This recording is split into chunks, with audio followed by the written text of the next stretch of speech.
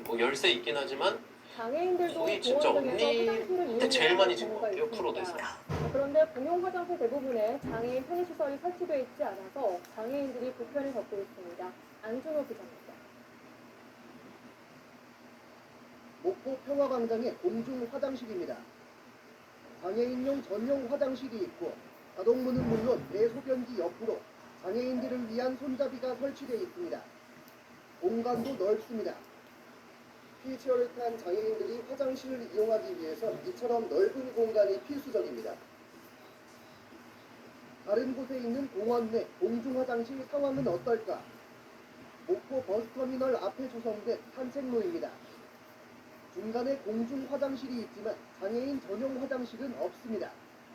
턱이 높은 것은 물론이거니와 화장실 문 폭이 좁다 보니 휠체어가 들어갈 수조차 없습니다. 제 휠체어가 이렇게 굉장히 좁은 휠체어인데도 불구하고 휠체어가 들어가십니까? 휠 자체가 안 되잖아요.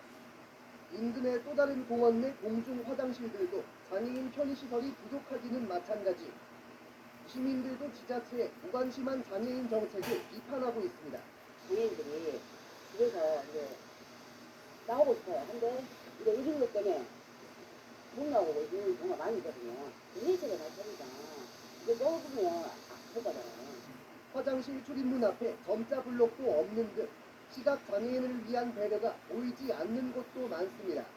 장애인들은 항상 이렇게 뒷전으로 밀려나야 되나 하는 생각을 많이 하게 되고 장애를 갖고 살아가는 것조차도 굉장히 힘든 상황인데 장애인들도 시민이지만 오늘도 공원을 산책하고 공중 화장실을 이용할 수 있는 권리도 누리지 못하고 있습니다. MBC 뉴스 안준호입니다.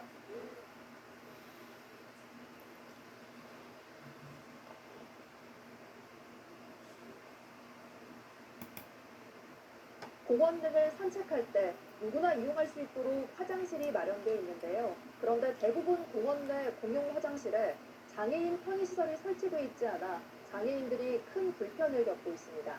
안준호 기자가 취재했습니다. 목포 평화광장의 공중 화장실입니다. 장애인용 전용 화장실이 있고 자동문은 물론 대소변기 옆으로 장애인들을 위한 손잡이가 설치되어 있습니다. 공간도 넓습니다. 휠체어를 탄 장애인들이 화장실을 이용하기 위해서 이처럼 넓은 공간이 필수적입니다. 다른 곳에 있는 공원 내 공중 화장실 상황은 어떨까? 목포 버스터미널 앞에 조성된 산책로입니다. 중간에 공중 화장실이 있지만 장애인 전용 화장실은 없습니다. 턱이 높은 것은 물론이거니와 화장실 문 폭이 좁다 보니 휠체어가 들어갈 수조차 없습니다. 제 휠체어가 이렇게 굉장히 좁은 휠체어인데도 불구하고 휠체어가 들어가십니까? 휠 자체가 안 되는 거잖아요. 인근의 또 다른 공원 내 공중 화장실들도 장애인 편의시설이 부족하기는 마찬가지. 시민들도 지자체의 무관심한 장애인 정책을 비판하고 있습니다. 장애인들이 집에서 이제 나오고 싶어요. 근데 이제 이런 것 때문에 못 나오고 있는 경우가 많이 있거든요. 일체가 나서니까 이제 좁으면 못가잖아요. 화장실 출입문 앞에 점자 블록도 없는 등 시각 장애인을 위한 배려가 보이지 않는 곳도 많습니다.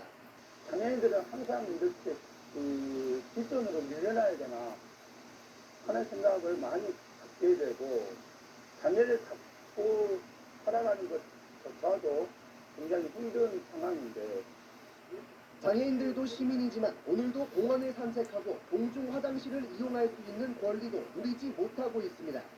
MBC 뉴스 안준호입니다. 언제 어디서나 내 손 안의 뉴스, 광주 MBC 뉴스 유튜브 구독으로 함께하세요. 식후 혈당이 높은 이유는 간단합니다. 바로 혈중 포도당 농도가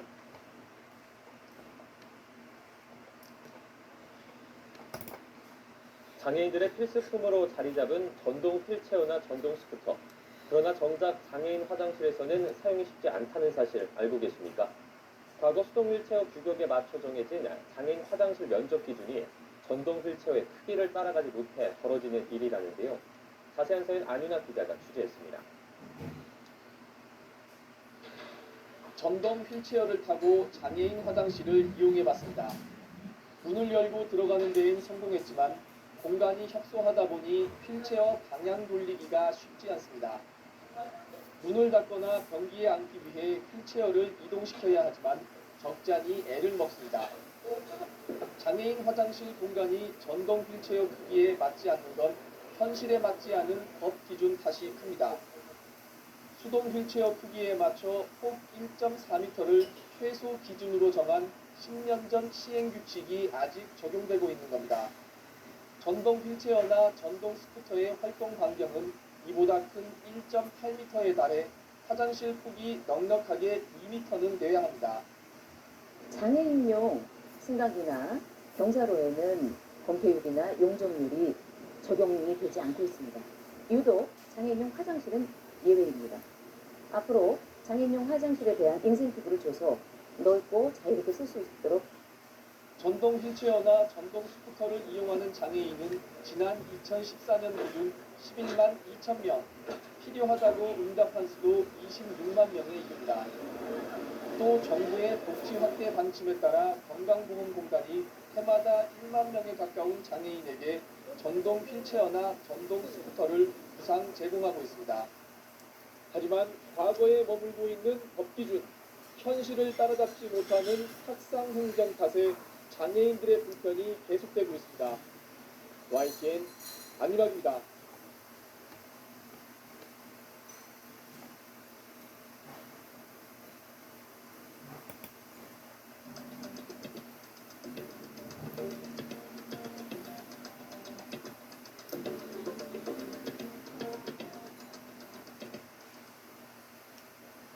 내일 49번째 장애인의 날을 앞두고 9시 뉴스에서는 오늘과 내일 장애인 인권과 관련한 문제를 짚어보려고 합니다. 사람이라면 가장 기본적으로 이용하는 시설이 화장실이죠. 요즘 장애인 화장실의 숫자는 많이 늘긴 했는데 실제로 이용하기엔 어떨까요? 직접 현장을 둘러봤더니 사용이 불가능하거나 불편한 곳이 많았고 또 심지어 서울시가 선정한 우수 화장실조차 휠체어가 들어갈 수 없는 곳이 있었습니다. 국민경 기자가 실태를 고발합니다. 한 대형 전자제품 전시 판매점입니다. 장애인 화장실이 쓰레기 봉투로 막혀 있습니다. 변기는 부서져 있습니다. 장애인 화장실을 장애인분을 이용하시고 충전하시고 지하철과 지하 2층이 연결된 대형 건물. 1분 거리에 장애인 화장실이 있지만 바로 갈 수가 없습니다. 계단이 가로막혀 있습니다. 아이고 안 되네. 화장실에 가려면 엘리베이터를 타고 올라가 9차선 도로를 건너 엘리베이터로 다시 내려가야 합니다. 10분을 돌아 겨우 도착했는데 화장실 문은 잠겨 있습니다.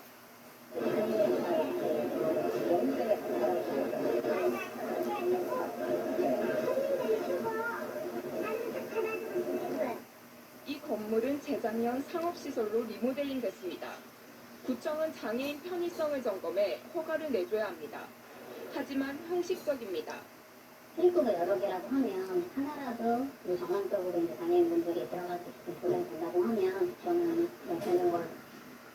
서울시가 선정한 우수 화장실은 어떨까? 잠금 장치에 문이 걸려 휠체어가 못 들어갑니다. 문 좀 한번 열어주시겠어요? 좀 들어가야 되는데. 남자 화장실은 폭이 좁아 변기에 앉을 수조차 없습니다. 몸을 돌려서 앉을 수가 없잖아요, 혹시. 문만 다녀가면. 근데 특별하게 물어봤길래 허가가 나눠 보면은 출입이 돼서 허가가 받겠어요. 또 다른 우수 화장실. 장애인용 화장실 문이 소변기의 안전 손잡이에 걸려 다 열리지 않습니다. 휠체어가 못 들어갑니다. 장애인들한테는 굉장히 불친절 화장실이 되니까 기본적으로 인간의 존엄성인데 그런 거를 다 무시하고. 그런데 어떻게 우수 화장실로 뽑혔을까? 선정 기준엔 장애인 화장실이 있기만 하면 됩니다. 사용 가능 여부나 편의성 등은 평가 기준에 아예 없습니다. 서울시는 선정 자체를 시민단체에 위탁했습니다. 우리부터 위탁받은 사람이니까 지원을 1년에 3,800만 원을 해주고 있죠. 그래놓고 실태는 아예 파악도 제대로 못하고 있습니다. 그런 요소를 안고 있는 상태에서 화장실로 지정돼서는 안 되겠다는 그런 생각을 저도 가졌어요. 전시행정과 형식적 점검 속에 장애인들은 민간으로서 가장 기본적인 화장실 이용 권리마저 빼앗기고 있습니다. KBS 뉴스 공민경입니다.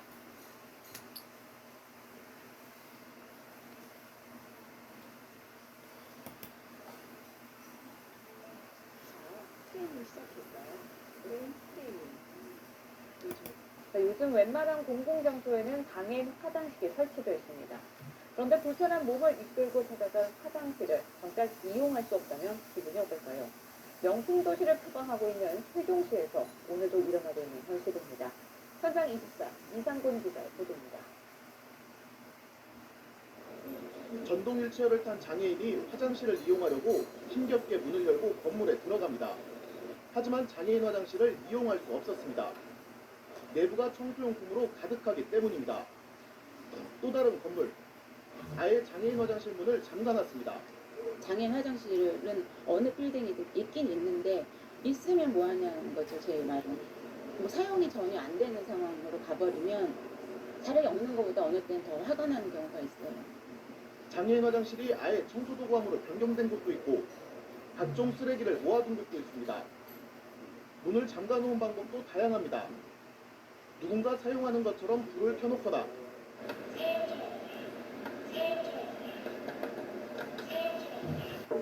계세요.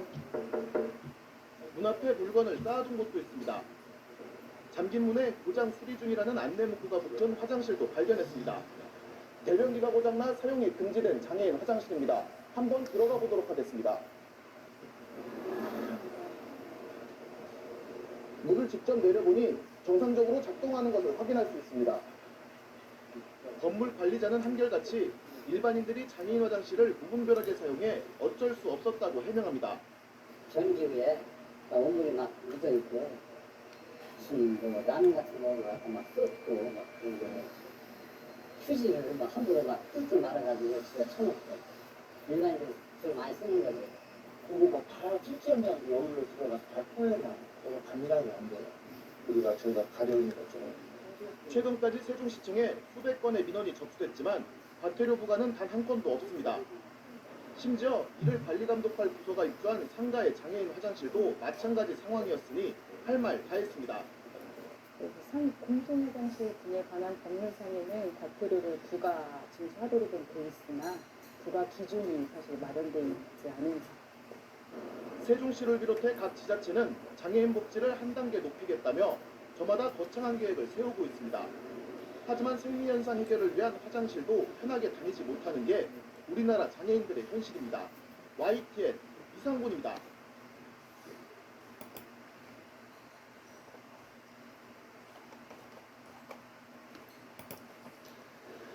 장애인 화장실은 장애인의 편의를 위해 설치 기준이 법으로 정해져 있습니다. 하지만 개정 이전에 지어진 장애인 화장실은 설치 기준에 미치지 못해 이용에 불편이 클 수밖에 없는데요. 서정한 기자의 보도입니다.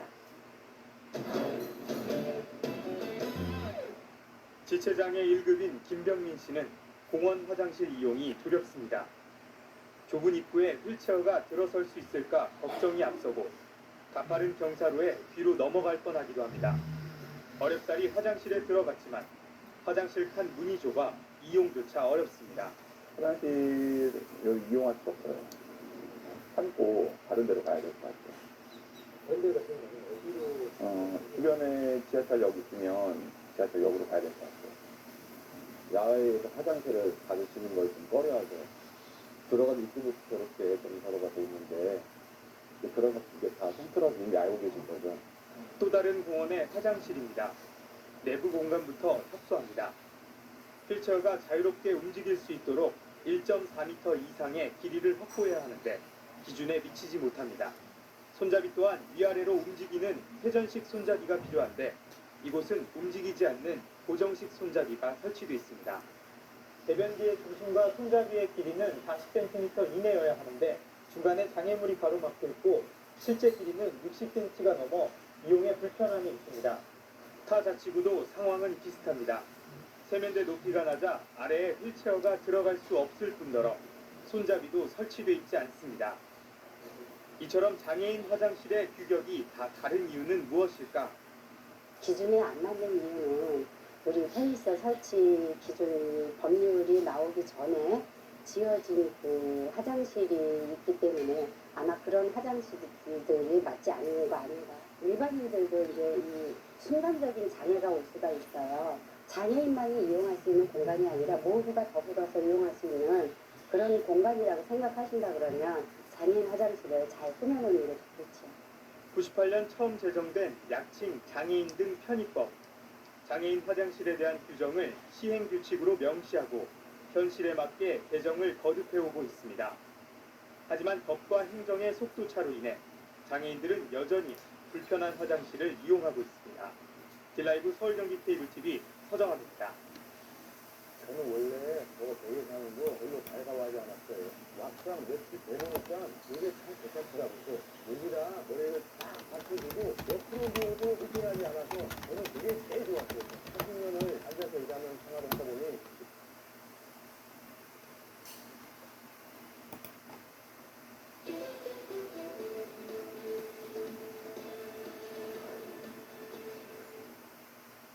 보도자료 속 정책이 잘 지켜지고 있는지 확인해본 시간 보도자료 팩트체크입니다.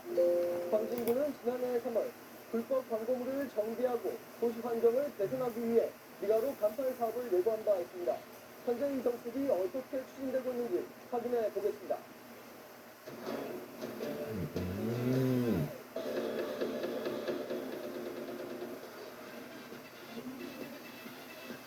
지난 2016년 4월 광진구의 보도자료입니다. 광진구청은 음식점 밀집 지역인 미가로 점포 200여 곳의 간판을 무상으로 교체하겠다는 내용입니다. 국비 2억 원을 포함한 5억 7천만 원으로 점포당 270만 원의 간판 교체비를 지원하는 사업인데 사업 시행 기간은 2016년 3월부터 같은 해 10월까지였습니다. 광진구 미가로입니다. 크고 도드라진 옛 간판들이 곳곳에 눈에 띕니다. 이렇게 불법인 뒷간판도 눈에 보입니다. 몇몇 간판들은 최근에 만들어진 것처럼 보이는 새로운 디자인으로 구성되어 있습니다. 원래라면 이 사업은 지난해 말 끝났어야 합니다. 하지만 이 사업은 끝나지 못했습니다. 그렇다면 사업은 왜 끝나지 못했을까? 그 이유를 하나씩 짚어보겠습니다. 보도자료에는 상인들로 구성된 간판 개선 주민위원회를 만들어 운영하고 이들이 주도적으로 사업을 진행한다고 쓰여 있습니다. 광진구는 보도자료 내용대로 실제 주민위원회의 사업의 전권을 일임했고 공무원들은 감독만 했다고 말합니다.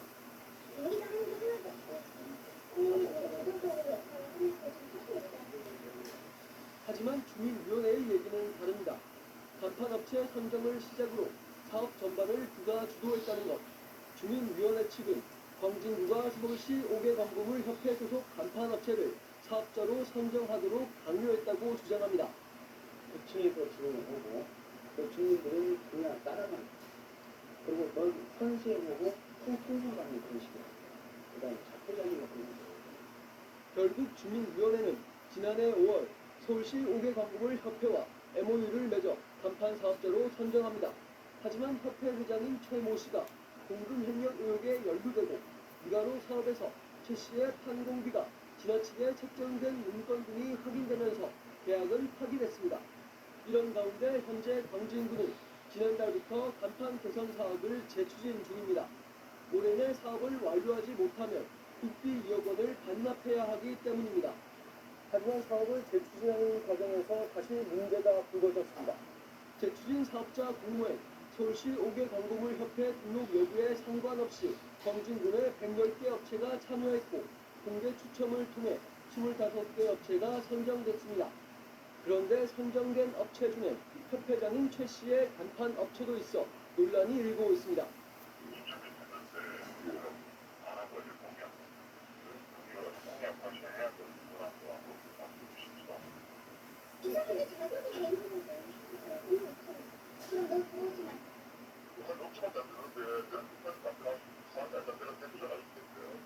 디자인 업체 선정도 문제점으로 지적됩니다.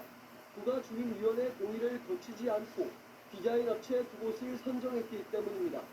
그러면서 업체로부터 받은 디자인 시안을 주민위원회에 일방적으로 전달했습니다.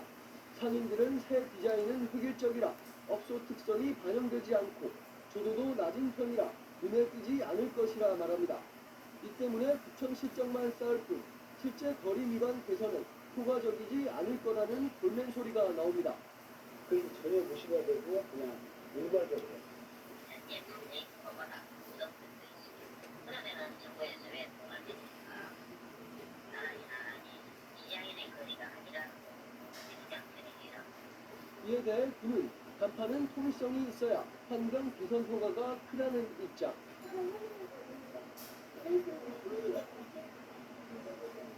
현재 그는 다음 달인 6월까지 200여 개 점포의 간판을 전부 바꾸고 사업을 완료할 것이라 전했습니다. 간판 개선 사업의 기준은 예산은 5억 7천만 원. 하지만 광진구와 주민위원회 간 엇박자 속에 사업의 효과는 장담할 수 없는 상황입니다. 보도자료 팩트체크 조성훈입니다. 관장님 죄송합니다. 운동보다 안전한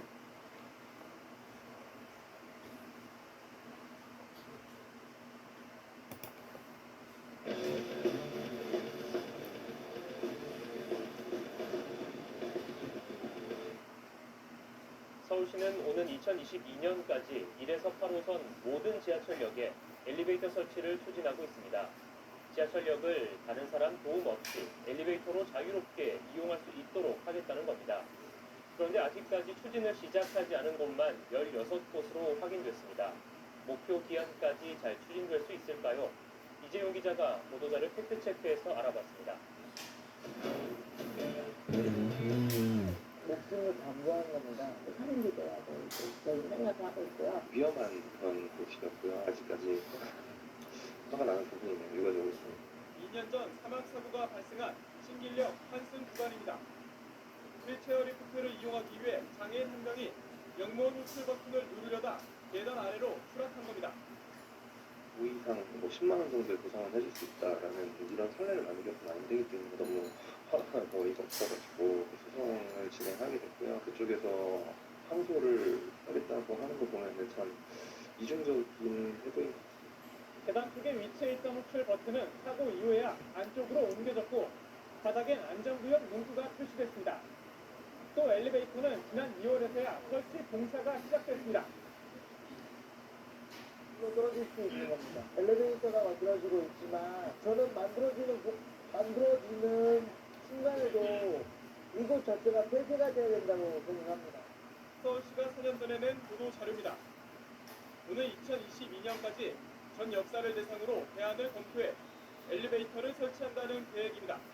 추진 경과를 한번 알아봤습니다. 해당 계획 대상지는 서울시 산하의 서울교통공사가 운영하는 지하철 1에서 8호선 277개 역인데 현재 엘리베이터 설치가 진행 중인 8곳을 제외하고 16개 역은 아직까지 1역 1동선 미추진 역이었습니다. 그런데 이 중 10개 역사에 사실상 엘리베이터 설치가 어려운 것으로 확인됐습니다. 양쪽으로 열차가 오고 가는 성식 승강장에 엘리베이터를 설치할 수 있는 공간이 부족합니다. 결국 성식 승강장 8곳 중 7개 역은 엘리베이터가 아닌 수직형 리프트 설치가 검토되고 있습니다. 예전에 사고 났을 때 상황하고 다른 게 그 당시에는 안전 기준하고 이런 부분이 없었는데 한국안전공단의 안전 기준이 설치 요건이 맞고 기술 방식이 최근 기술을 적용하면 안전하도록 판단할 수 있습니다. 문제는 해당 시설에 대한 인식입니다. 18년 전 오이도역에서 발생한 수직형 리프트 추락 사고로 70대 여성 한 명이 사망해 이용자들 사이에서 걱정이 앞설 수밖에 없습니다. 인간하고 빨리 돌려가지고 사무시설을 필요로 한 거지 장애인을 벗어나면 했어요.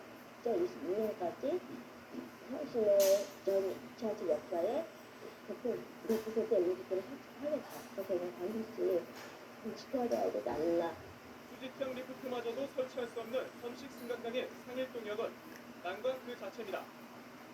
관련 지침에 따르면 승강장의 연단으로부터 너비 1.5m 내에 승객의 안전시설 말고는 어떤 시설도 설치할 수 없습니다.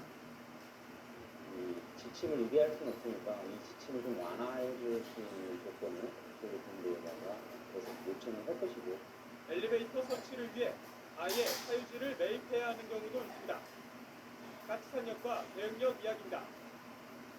공간이 협소하다 보니 역사 인근의 건물이나 보행로로 사용되고 있는 사유지의 일부를 매입해 엘리베이터를 설치할 수밖에 없는 겁니다.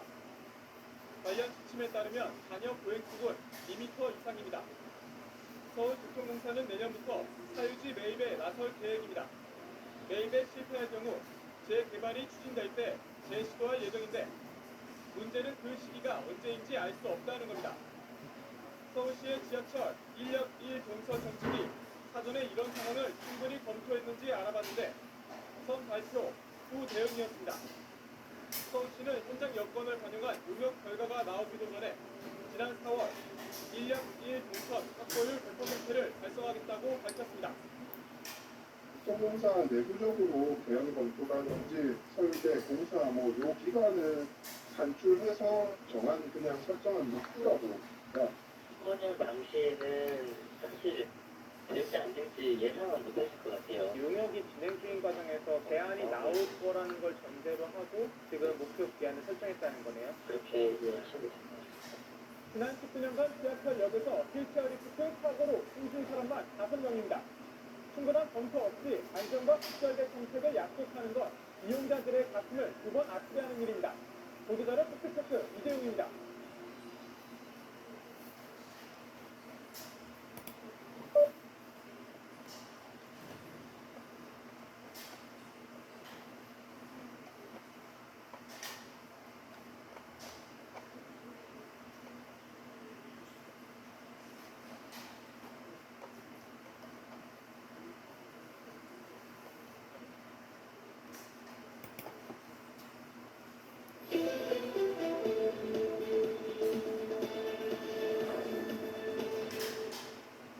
보도자료성 정책이 잘 지켜지고 있는지 점검해보는 시간, 보도자료 팩트체크입니다.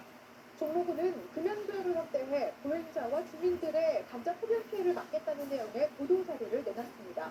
보도자료 팩트체크, 오늘은 종로구의 금연구역이 잘 관리되고 있는지 확인해봅니다.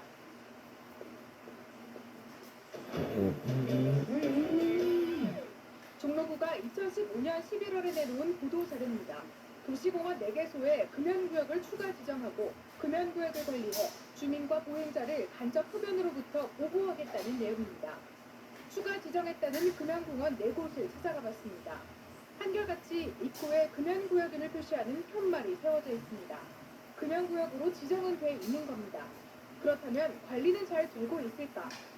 종로군의 한 금연공원의 경우 금연구역임을 알리는 플래카드가 걸려 있습니다. 금연을 알리는 스티커도 공원 외벽을 따라 3m당 하나씩 붙어 있습니다. 하지만 아랑곳하지 않고 공원 곳곳에서 담배를 피우는 사람들을 볼 수 있습니다. 사람들이 떠난 자리에는 담배 꽁초만 수북하게 쌓여 있습니다. 금연구역이라고 써 있는데 여기는 아시는 거죠? 금연구역이라는 거죠? 아닐걸요? 여기 붙어있잖아요. 그래서 오시면 여기 사람들 많아요? 엄청 많잖아요. 지금도 많잖아요. 금연구역인데도 인근을 지나가는 사람들은 간접 흡연 피해를 입고 있는 겁니다. 아무도 빨리 지나가죠. 숨을 안 쉬고 지나간다거나. 하지만 9천여 개에 달하는 금연구역을 24시간 단속할 수도 없는 노릇. 금연구역 안에서는 담배를 피우지 않아야 한다는 시민의식이 동반돼야 할 부분입니다. 종로구에서 지정한 또 다른 금연구역입니다. 가운데 나 있는 보행로가 금연구역인데 길 양 옆에서 담배 피우는 사람들을 발견할 수 있습니다. 금연거리로 지정돼 있지만 지정된 구간만 벗어나면 단속에 걸리지 않는다는 제도적 허점을 이용한 겁니다. 제가 지금 서 있는 이 보행로에서 담배를 필 경우 단속비 과태료를 물어야 하지만 이렇게 한 칸만 올라가면 단속 대상이 아닙니다. 금연거리 양쪽에서 나는 담배 연기는 그대로 금연구역 안으로 들어옵니다. 또 다른 금연거리도 마찬가지. 금연구역이 끝나자마자 사람들이 많이 다니는 보행로에 흡연자들이 몰려 있습니다. 금연구역 인근의 이면도로는 어딜 가나 비슷한 상황입니다. 그러니까 저희가 거리를 지정하는 것은 일정 구간에서부터 일정 구간까지잖아요. 거리라는 게. 그러니까 이 거리 밖에서의 흡연들은 통제할 수가 없는 거죠. 심지어 일부 금연구역 바로 옆에는 담배꽁초 쓰레기통이 마련되어 있습니다. 개털이도 있고 하다 보니까 이제 이쪽에도 있고 하다 보니까 근데 확실히 이게 정해졌다기보다는 그냥 그렇게 알고 있는 것 같아요. 금연거리를 지정해 간접 흡연 피해를 막겠다는 보도자료의 취지가 제도적 허점 때문에 무색해지는 부분입니다. 건강한 도시를 만들겠다며 지정한 종로구의 금연거리. 하지만 허술한 제도가 도안되고 또 금연거리에서는 담배를 피지 않겠다는 시민 의식이 동반되어 올 것으로 보입니다. 보도자료 팩트체크 송재현입니다.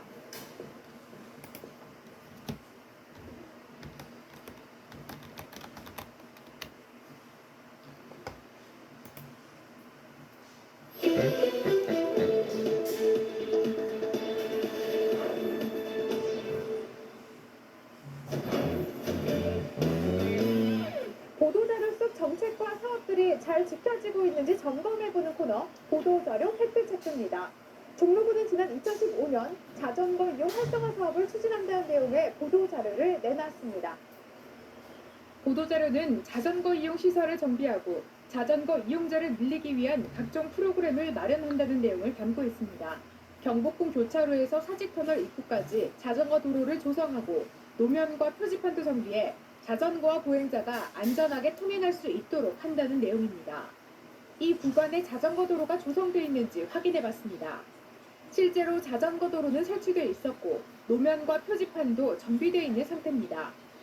하지만 과연 자전거와 보행자가 안전하게 통행할 수 있는 환경일까?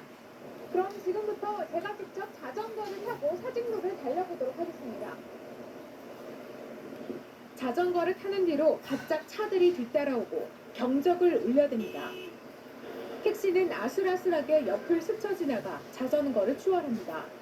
이 때문에 자전거 우선도로임에도 불구하고 길가로 밀려날 수밖에 없는 상황입니다. 다른 자전거 이용자들도 마찬가지. 일반 차량과 함께 아슬아슬하게 도로를 달리는가 하면 자전거 도로를 이용하지 않고 보행로를 이용하는 모습을 포착할 수가 있었습니다. 자전거 도로를 다니면 차량들이 이 옆에요. 뒤에서 그냥 빵빵거리고 그래서 운전자들이 그거 인식 안 하고 막 들어와서 자전거 도로가 조성돼 있지만 일반 차도와 구분돼 있지 않아 이용이 어렵다는 겁니다. 또 구는 당시 보도 자료를 통해 종로 곳곳을 자전거로 편리하게 이용할 수 있도록 하겠다고 밝혔습니다. 하지만 일부 구간의 자전거 도로는 뚝뚝 끊겨 있고 심지어 자전거 도로가 끊긴 곳은 일반 차도와 연결돼 있어 자전거로 곳곳을 누비는 것은 힘들어 보입니다. 담당자에게 자전거 도로가 차도에 조성된 이유를 물었더니 종로구청 소관이 아니라는 답변이 돌아왔습니다. 차도에 같이 설치되는 자전거 우선도로 관리청이 서울시 인건고요. 보도에 설치되는 자전거 보행자 겸용도로 같은 경우는 종로구에서 보도자료를 통해 사직로 자전거 도로 조성 계획을 밝히고 공사도 시행했지만 종로구가 관리 주체는 아니라는 이야기입니다. 결국 자전거와 보행자가 안전하게 통행하도록 하겠다는 보도자료의 내용은 그저 서울시에서 예산을 받아 공사를 시행하겠다는 내용이었던 겁니다. 그렇다면 종로구에서 관리한다는 보행자 겸용 자전거 도로는 잘 관리되고 있을까? 이곳은 해와 로타리에서 이화동 교차로까지의 자전거 도로입니다. 그런데 오른쪽에는 노점이 있고 또 왼쪽에는 사람들이 지나다녀서 자전거가 다니기에 굉장히 불편해 보입니다. 일부 노면에 자전거 도로 표시는 지워져 있고 표지판도 잘 마련돼 있지 않습니다. 포장마차 앞에서 뭐 먹는 사람들이나 걸어다니는 사람들이나 내려가면 차들 다녀서 또 더 위험하고 또 수요가 많은 지점에 자전거 보관대와 공기주입기를 설치하고 자전거 수리대를 배치하겠다고 밝혔습니다. 실제로 자전거 보관대와 공기주입기, 자전거 수리대는 설치돼 있습니다. 하지만 일부 공기주입기는 녹이 슬거나 제대로 작동하지 않는 상태입니다. 이 외에 자전거 이용자를 위한 프로그램도 마련하겠다고 밝혔는데 종로구 장애인 자전거 교실과 종로구에서 주최하는 자전거 대회는 현재 이루어지지 않고 있습니다.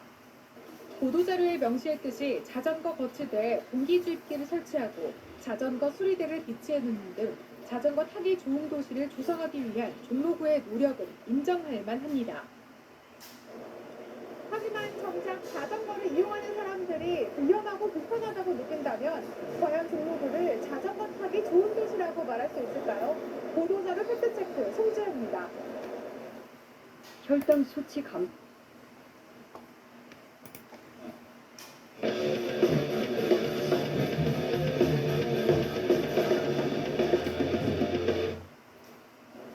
자전거 이용 인구 1200만 시대. 하루가 다르게 각종 활성화 활성화 정책이 쏟아지고 인프라가 구축되면서 자전거 이용 인구 또한 급증하고 있습니다. 해마다 팔리는 자전거 대수가 100만 대에 달한다고 하니 어느 정도인지 체감이 되실 텐데요. 문제는 늘어나는 자전거만큼이나 함께 늘고 있는 것이 있습니다. 바로 방치 자전거입니다. 도심 속 골칫거리로 전락해버린 방치 자전거 어떻게 처리되고 있을까요? 보도자료 팩트체크에서 알아봤습니다.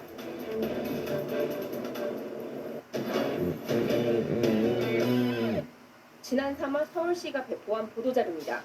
주요 지하철역을 대상으로 연 5회에 걸쳐 방치 자전거를 수거하겠다는 내용입니다. 올 한 해 동안 방치 자전거 2만 5천 대를 수거하겠다는 목표도 담겨 있습니다. 그렇다면 방치 자전거는 어떻게 수거되고 있을까? 자전거 이용 활성화에 관한 법률에 따라 공공장소에 10일 이상 무단으로 방치된 자전거는 수거 대상입니다. 수거된 자전거는 해당 자치구 홈페이지에 2주간 공지된 다음 그래도 찾아가는 사람이 없을 경우 매각됩니다. 오랫동안 방치할 경우에는 많은 본인들에게 불편을 주는 하나의 적치물밖에 안 되기 때문에 그 적치물들이 우리 주민들한테 불편을 많이 끼치고 있습니다. 그래서 저희들이 방치 자전거를 주에 한 번 정도는 저희들이 수거하러 다니고 또 민원이 들어올 경우에도 즉시 나가서 저희들이 처리하고 있습니다. 이렇게 서울시가 해마다 수거하고 있는 방치 자전거 수는 급증하고 있습니다. 2011년 5천여 대에 불과했던 수거량은 2014년 1만 대를 훌쩍 넘겼고 지난해엔 2만 대를 넘어섰습니다. 하루 50대가 넘는 자전거가 버려지고 있는 셈입니다. 이처럼 넘쳐나는 방치 자전거로 인해 민원 발생도 끊이질 않습니다. 수억 원의 예산으로 지어진 자전거 주차장은 방치 자전거가 점령하면서 자전거 폐차장이란 오명을 얻었고 자전거 보관대 역시 방치 자전거로 인해 정작 필요한 이용자가 발길을 돌려야 하는 상황을 만들고 있습니다. 고물상에다 주면은 얘를 돈을 줘야 되거든요.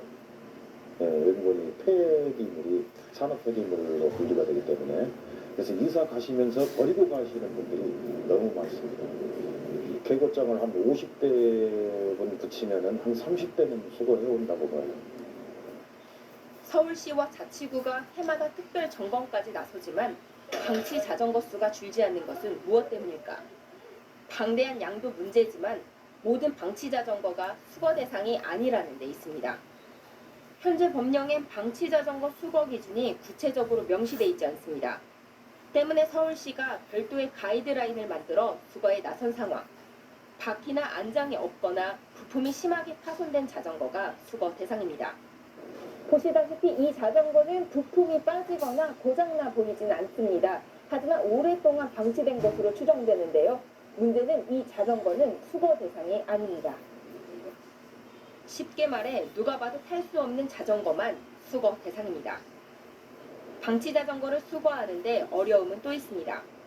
자전거가 사유재산이기 때문에 자전거 매각 이후 주인이 나타난다면 매각 대금을 돌려줘야 하는 상황.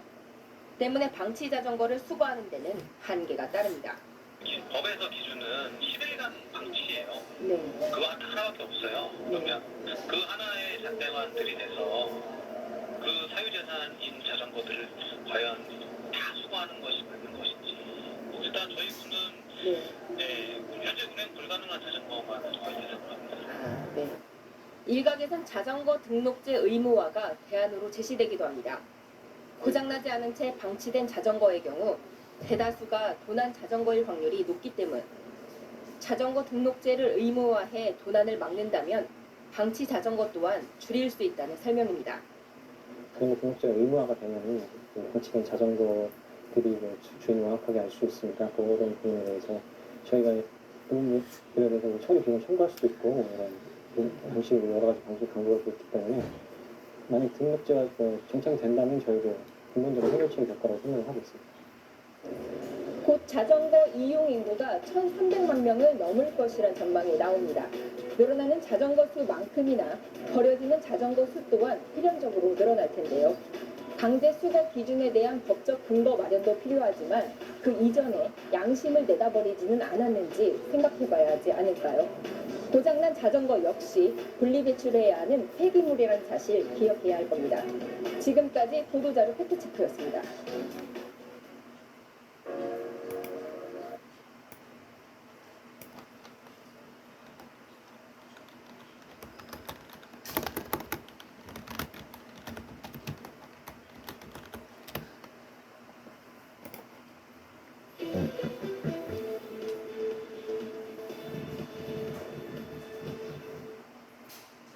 화장실에서 일어났던 강남역 여성 살인 사건 기억하십니까? 사건 발생 이후 여성 화장실 안전에 대한 요구가 이어지면서 송파구는 공용 화장실에 안심 비상대를 설치했습니다. 화장실에서 위급 상황이 발생했을 때 경찰이 직통으로 연결하는 데인데요. 보도자료 팩트체크 오늘 시간엔 송파구의 안심 비상대를 점검합니다.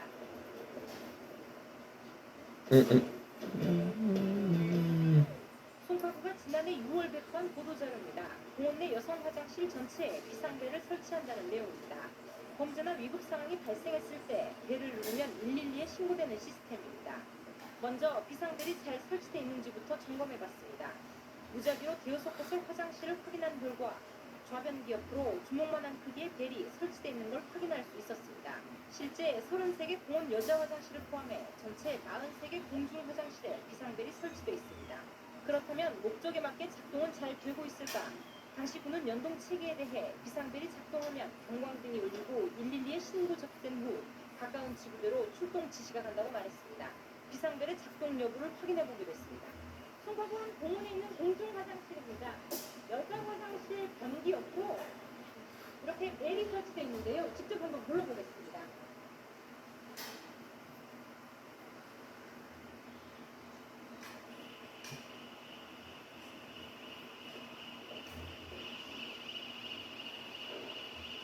벨을 누르니 보도자료에서 말한 것처럼 경광등이 울리기 시작했습니다.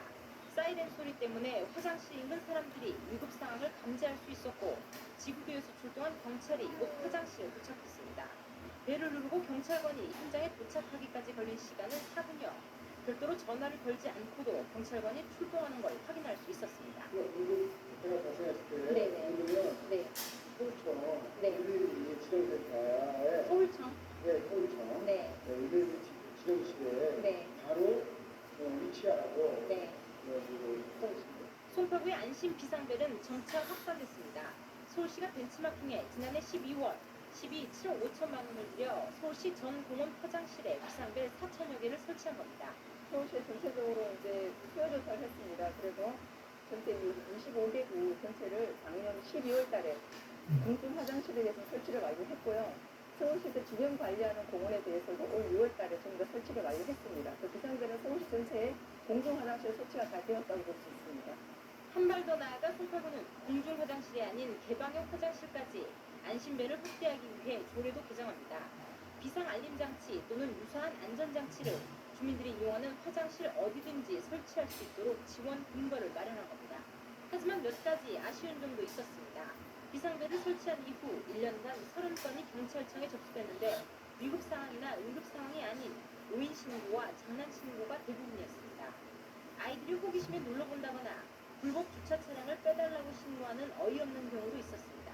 어린이집 여기 학생들도 많이 오는데 애들이 부르더라고요. 밖에서 직접 부르는 건 못 봤고 이제 소리를 듣고 알아요. 여기에 일부 주민들은 비상벨의 설치 여부 그리고 기능 등을 잘 모르고 있기도 했습니다.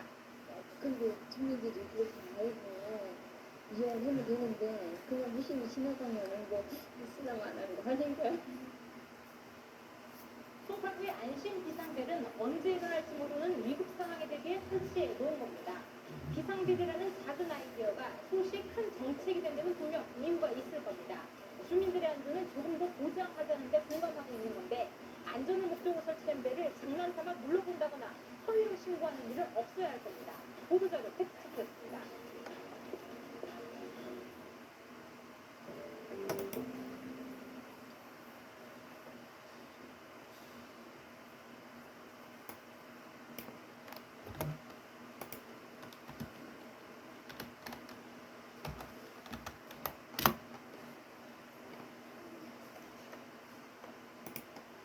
네, 지난해 서울 강남역 근처 화장실에서 20대 여성이 살해된 이른바 강남역 살인 사건 기억나실 텐데요. 이 같은 여성 혐오를 보이는 살인 사건을 막기 위해서 서울시가 관리하는 모든 공원 화장실에 순찰차가 즉시 출동할 수 있는 비상벨이 설치된다고 합니다. 한동호 기자가 알아봤습니다. 검정 옷을 입은 남성이 화장실로 들어가고 잠시 뒤 한 여성이 같은 곳으로 입장합니다. 남녀 공용 화장실에서 20대 여성을 끔찍하게 살해한 이른바 강남역 살인 사건입니다. 피의자가 평소 여성에게 무시당해 범행을 저질렀다고 진술하면서 여성 혐오 범죄라는 논란이 사회적으로 크게 일었습니다.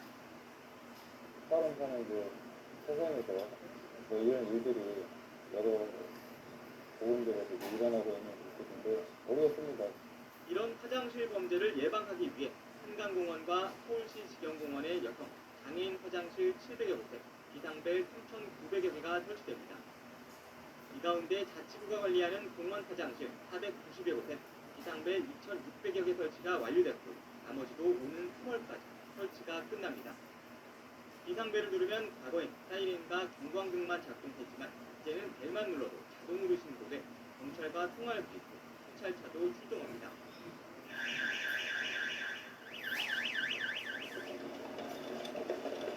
누가 자꾸 따라와요. 네. 네. 단 서울시나 자치구가 운영하는 공원이 아니면 화장실에 비상벨이 없는 경우도 있습니다. 또 비상벨은 여성 혐오 범죄의 예방책 가운데 하나일 뿐 여성에 대한 사회적 인식의 변화등 근본 대책이 필요하다는 지적도 있습니다. YTN 한동훈입니다. 서울의 한 대학교 여자 화장실에서 20대 여성이 설치된 비상벨 덕분에 성폭행 위기를 면했습니다. 위기 상황에서 비상벨은 이처럼 효과적인 구조수단이지만 비상벨이 설치된 여성 화장실은 그리 많지 않습니다. 김민지 기자가 취재했습니다. 서울대학교에 있는 한 여자 화장실. 어제 오후 5시쯤 61살 이모 씨는 이 화장실 안에서 흉기를 든 채 몸을 숨기고 있었습니다. 40여 분 뒤 한 여성이 들어오자 성폭행을 시도했습니다. 급박했던 위기의 순간, 이 여성은 재빨리 화장실 안에 설치된 비상벨을 눌렀습니다. 벨소리가 울리자 이 씨는 도주했지만 곧바로 학생들에게 붙잡혔습니다. 한 명이 먼저 잡고 다음에 다른 사람이 이제 옆에 사과를 잡고 그리고 한 7명 정도가 이제 받아주고 화장실 비상벨이 성폭행을 막은 겁니다. 이 비상벨을 누르면 경보음이 울리는데 소리는 90데시벨 정도로 최대 20m밖까지 전달됩니다. 주변에 있는 사람들에게 위험을 알리고 구조를 요청할 수 있는 효과적인 수단인 겁니다. 하지만 여자 화장실에 비상벨을 설치한 학교는 많지 않습니다. 서울의 한 사립대입니다. 외부인의 출입이 많지만 비상벨은 단 하나도 설치되어 있지 않습니다. 이 학교 역시 일부 시설에만 비상벨이 달려 있습니다.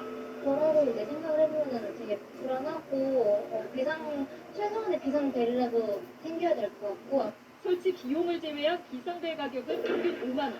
현재 전국의 공공 화장실 가운데 비상벨이 설치된 여성 화장실은 8%에 불과합니다. KBS 뉴스 김민지입니다.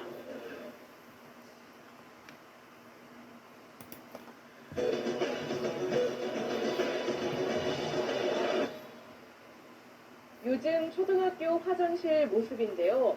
옛날과 크게 달라진 게 없습니다. 서울시가 학생들을 상대로 조사해보니 학교 화장실에서 가장 바뀌어야 할 걸로 냄새와 이 변기를 꼽았습니다. 쪼그려서 앉아 용변을 보는 변기를 의자처럼 앉는 이런 좌변기로 바꿔달라는 거죠. 화장실 때문에 받는 아이들의 스트레스는 어른들이 생각하는 수준 그 이상입니다. 생생리포트 정성엽 기자입니다. 쉬는 시간 학생들이 화장실로 향합니다. 한 초등학교 여자 화장실에 학교장의 허락을 받아 관찰 카메라를 설치했습니다. 모두 10칸의 화장실 중에 유독 2칸에만 학생들이 몰립니다. 다른 칸이 비어있는데도 발을 구르며 기다렸다가 그 칸을 이용하는 학생도 눈에 띕니다.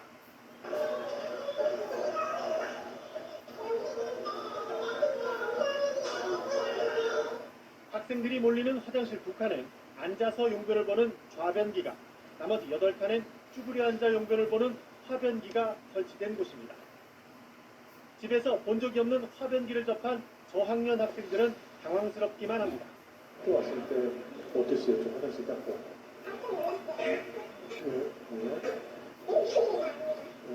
한 번도 써본 적 없어요? 고학년 학생들도 곤혹스럽긴 마찬가지입니다.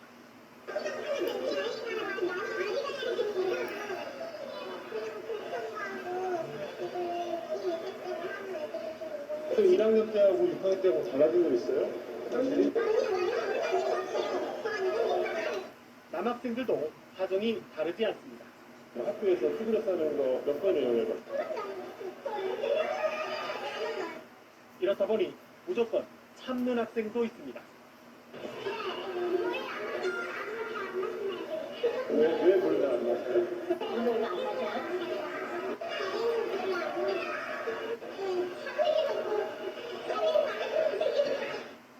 전국 초등학교 화장실 변기 가운데 62%가 좌변기로 조사됐는데 서울 지역의 경우엔 52%만 좌변기여서 전국 평균을 크게 밑돌았습니다. 이에 서울시와 시교육청은 올해부터 쾌적한 학교 화장실 만들기 사업으로 오래된 화장실을 뜯어 고치는 작업을 진행하고 있습니다. 올해 150억 원 정도의 예산을 확보해 남녀 화장실 200동을 수리할 계획입니다. 우리 교육청 전체가 13,000 넘는 거예요. 13,000동. 아, 13,000동. 학교마다 한 평균적으로 10동 정도. 지금 정도 수준의 예산이라면 화장실 개선 효과를 아이들이 골고루 누리기엔 아직 갈 길이 멀어 보입니다.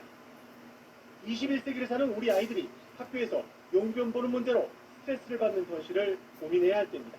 SBS 정성혜입니다. 저는 원래 저 베개 사는 거 원래 지역구 경결의 지역 소식 알아봅니다. 먼저 춘천입니다. 불이 나면 비상벨이 울려야 사람들이 대피를 할 수 있을 텐데요. 비상벨이 울려도 방 안에선 안 들릴 수 있다는 것이 KBS 취재 결과 확인됐습니다. 하철 기자의 보도입니다. 한밤중에 불이 난 모텔.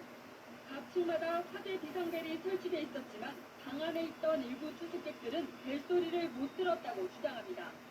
방 안에서는 못 들은 것 같아요. TV 켰으면 소리 좀 켜놓긴 하고 했니까 나가니까 막 소리 나더라고요. 불이 난 모텔과 구조가 비슷한 아파트에서 실험을 해봤습니다. 안방의 평상시 소음은 64데시벨 정도. 비상벨을 울려봤지만 음향계 수치는 별 변화가 없습니다. 벨소리가 안 들린다는 뜻입니다. 비상벨과 방 사이의 거리가 18m나 되고 현관 출입문도 이중으로 돼 있어 음파가 도달하지 못한 것으로 분석됩니다. 하지만 법적으로는 문제가 없습니다. 현행 화재 안전 기준에 따르면 비상벨 소리는 1m 떨어진 곳에서 잘 들리면 그만입니다. 모텔이나 뭐 도시원이나 도서실처럼 어떤 소음시설이 되어 있거나 내부구조가 복잡한 경우에는 일부 경보음이 들리지 않는 상황증이 발생할 수 있기 때문에 소방관들은 화재 발생 시 인명피해 예방을 위해 제도 개선이 시급하다고 지적합니다. KBS 뉴스 하트입니다.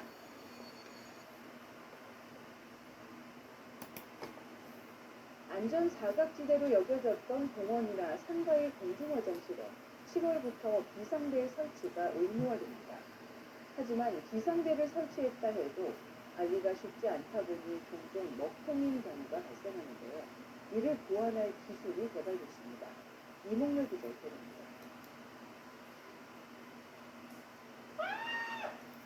한 여성이 비명을 지르자 비상벨 경보음이 울리고 경광등이 번쩍거리며 돌아갑니다.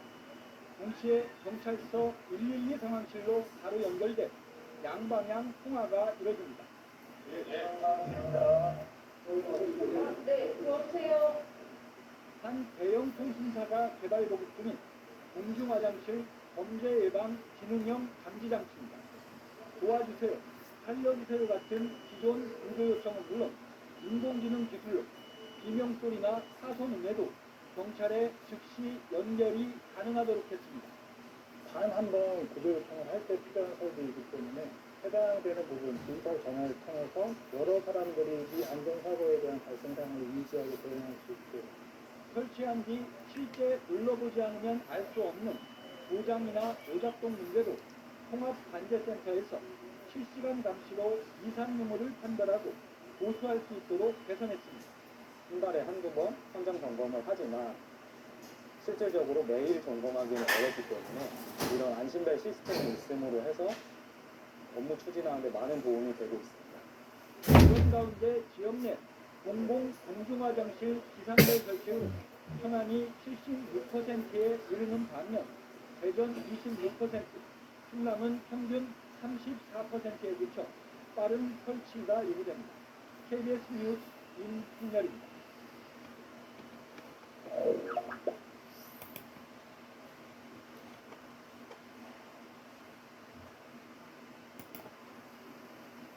부산시가 범죄를 예방하고 위급 상황 때 신속하게 대처하기 위해 공중화장실에 양방향 통신이 가능한 비상벨을 설치합니다. 군산시는 기존 화장실 비상벨은 외부 경광등과 사이렌만 작동해 인근 시민의 신고에 의존해야 했지만 새로 설치되는 비상벨은 경찰 상황실과 직접 통화가 가능하고 비명소리 같은 이상 음원을 감지해 자동 연결이 가능하다고 설명했습니다. 군산시는 공중화장실 127곳 가운데 범죄 취약 지역 22곳에 우선 설치하고 설치 지역을 점차 늘려나갈 계획입니다.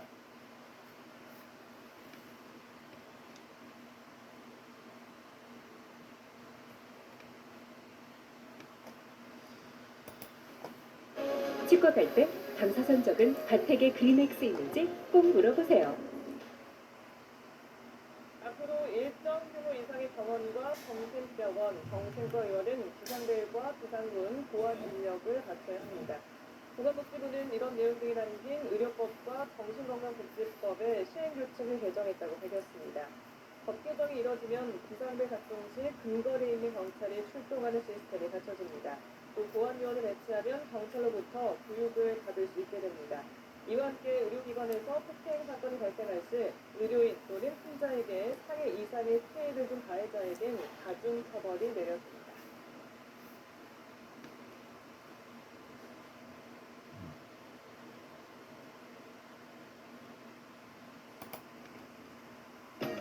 거리 곳곳 도민들의 안전을 지키는 CCTV와 비상벨.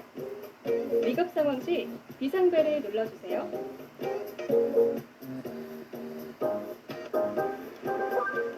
CCTV 관제센터입니다. 무엇을 도와드릴까요? 이상한 사람이 계속 따라와요. 바로 경찰관 출동해드리겠습니다. 관제센터입니다. 출동 부탁드립니다. CCTV 관제센터를 통해 곧바로 경찰 신고가 가능합니다.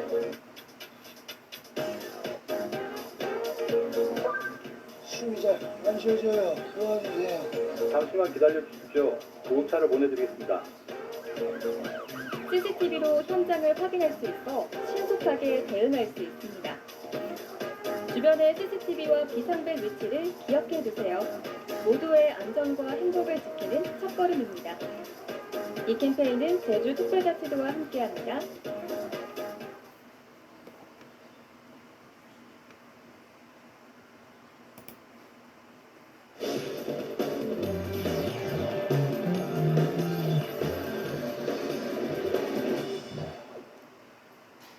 강력 범죄를 예방하기 위해서 동네 곳곳에 설치된 CCTV에는 요즘 음성 기능이 더해진 비상벨까지 많이 부착이 되어 있습니다. 그런데 이 비상벨이 재구시를 못하는 경우가 많다고 하는군요. 오늘 밀착 카메라에서는 강신우 기자가 현장에 가서 비상벨을 눌러봤습니다. 비 내리는 어두운 밤, 쫓기듯 걷는 여성, 비상벨을 연신 누릅니다. 네, 이것이 비상벨입니다. 이 비상벨을 누르게 되면 저 위로 보시는 CCTV가 실시간 녹화가 됩니다. 그런데 이렇게 유용할 수도 있는 비상벨이 예산 낭비만 하고 있다는 지적을 받고 있습니다. 2012년 오원춘 사건 등 강력 사건이 벌어진 이후 전국 지자체들이 방범용 CCTV 기능을 향상시키면서 비상벨 설치도 덩달아 늘었습니다. 현재 경기도 내에만 13,000여 개. 그런데 현장에서 눌러보니 문제가 있습니다. 제가 크게 얘기하는데 안 들려요?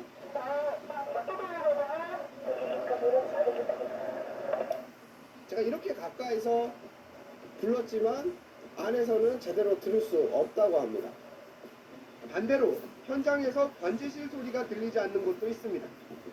여보세요? 여보세요?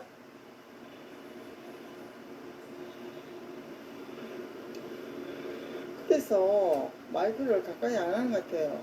근데 이거 마스피가 나쁜 거예요. 네.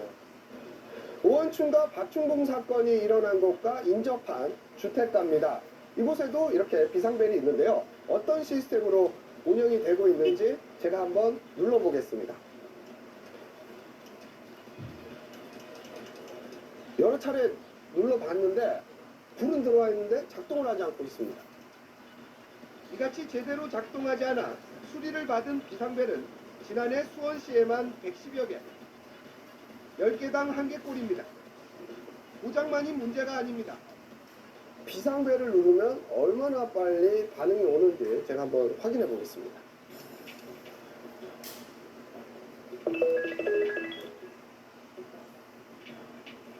관제센터입니다. 33초가 걸렸습니다. 이게 반응이 빠르지가 않는 건가요? 이게 오랫동안 누르면 텔 소리가 오랫동안 나기 때문에 그 현적 때문에 그럴 겁니다. 아이들의 접근성도 떨어집니다.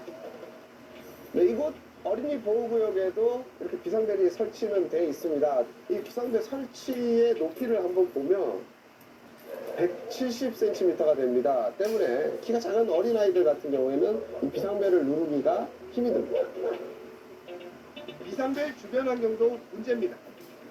CCTV가 설치된 이곳에도 저렇게 비상벨이 설치되어 있습니다. 이곳 역시 이 차가 전방을 가로막아 서고 있습니다. 그런데 냄새와 파리가 많이 날리고 있는데요. 이 돌아서서 보니 이번에는 쓰레기가 막아서고 있습니다.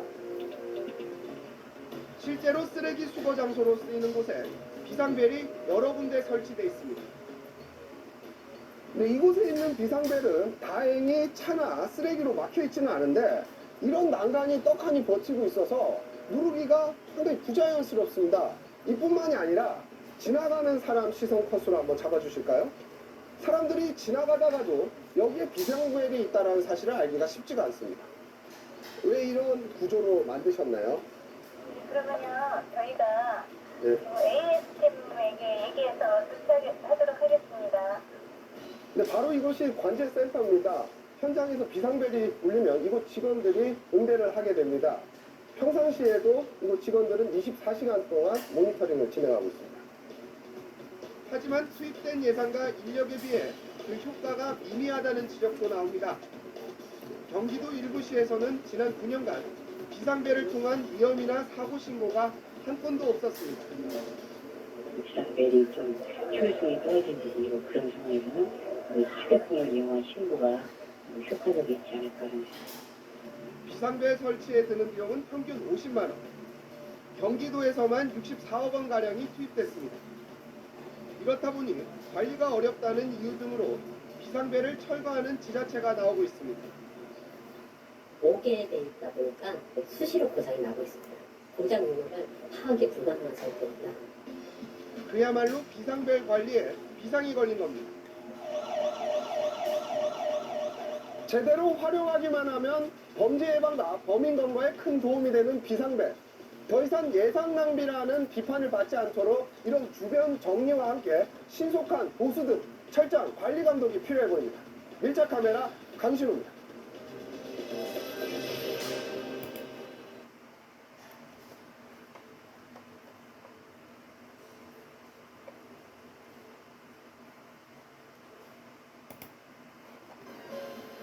소스부터 패티까지 하인즈의 맛으로 일하는 요즘 학교나 공원, 골목길 CCTV에 비상벨을 달아놓는 곳이 늘고 있습니다.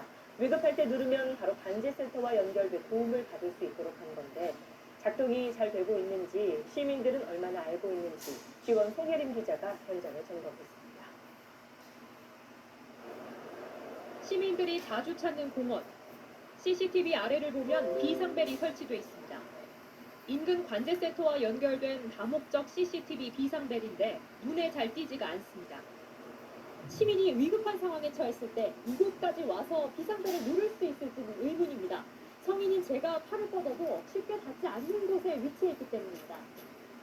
저기에 있는 저 노란색이 비상벨인 걸 좀 알고 있었어요? 아니요? 처음 봐요? 처음 봤어요. 그럼 저게 어떻게 쓰이는 건지 혹시 아세요? 눈 안 보이는 사람 딱 누르면 되는 건가요? 작동은 제대로 될지 벨을 눌러봤습니다. 30초가 지나도록 아무 반응이 없었습니다. 위에 있는 CCTV가 돌아가는가 싶었지만 수차례 눌러봐도 똑같습니다. 다른 곳도 마찬가지여서 고장이나 먹통이거나 어렵게 연결이 돼도 소리조차 잘 들리지 않습니다. 드릴까요? 네, 안녕하세요. 저는 지원 강원민방 송혜리입니다라고 하는데요. 아, 네. 네, 저희가 지금 비상벨 관련한 취재를 하고 있는데 들리시나요? 이렇다 보니 실제 신고로 이어지는 일도 거의 없고 신고가 돼도 제대로 조치될 리 없습니다. 신고를 받게 되면은 단순하게 전달자 역할밖에 하고 있지 않거든요. 다른 지자체도 크게 다르지 않습니다. 실제 긴급상황에서 비상벨을 넣어서 2,000명 접수되는 건 아직 없어요. 비상벨 한 대 설치 비용은 100만 원이 넘습니다. 강원도에만 900개 가까이 있는 다목적 CCTV 비상벨은 전국적으로 계속 늘고 있습니다. 양적 증가보다 세심한 관리 점검이 필요한 시점입니다. 지원뉴스 송혜림입니다.